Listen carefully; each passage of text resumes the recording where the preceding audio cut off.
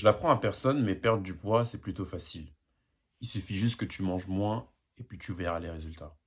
Sauf qu'en périménopause et en ménopause, eh bien ton corps, avec les oestrogènes qui chutent, eh bien le métabolisme, il est ralenti.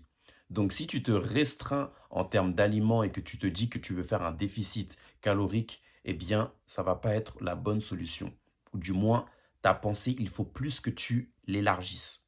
Pourquoi? Parce que si tu te restreins, eh bien ça veut dire qu'il y aura une chute de muscles au niveau de ton corps. Et qui dit une chute de muscles dit le stockage de la graisse. Franchement, en toute honnêteté, le muscle, c'est le meilleur combo que tu peux avoir.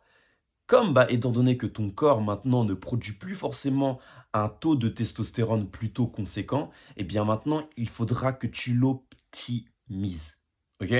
Donc, je vais te donner quelques petits tips, comme ça tu pourras les mettre en pratique. Première chose à mettre en valeur, c'est que là maintenant, il faut que tu analyses ton taux de protéines à tout prix. Il faut que tu puisses avoir au moins tes 1,5 g de kilo de poids de corps en termes de protéines. C'est hyper important. Parce que si tu maintiens ça, eh bien, ton corps te remerciera. Deuxième chose, la musculation. C'est pas juste un sport de bodybuilder. C'est vrai que quand tu vas à la salle, tu peux voir des personnes hyper costauds, balèzes ou qui sont hyper fit. Mais la musculation, ça sera ton allié numéro un. Pourquoi? Parce que ça va favoriser la construction du muscle. Et qui dit du muscle, eh bien, il va avoir ce double effet qui va permettre à ce que quand tu as du muscle, eh bien, ça brûle, tu brûles des calories.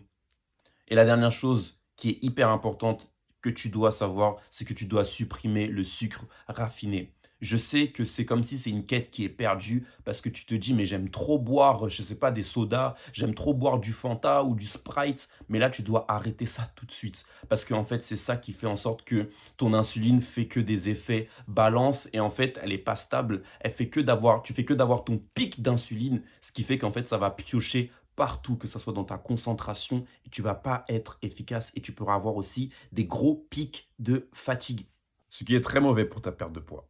Dis-moi en commentaire si tu as déjà rencontré ce type de situation par rapport à une perte de poids en périménopause ou en ménopause, ou si par exemple tu connais quelqu'un qui passe par ces complications, ça serait pour moi un plaisir de pouvoir répondre. Et n'hésite pas surtout aussi à me joindre en privé.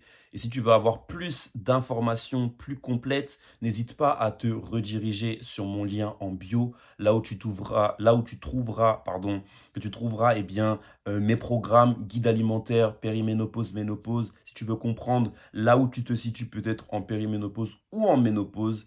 Et aussi, bien sûr, tu pourras aussi voir le guide alimentaire, périménopause et ménopause.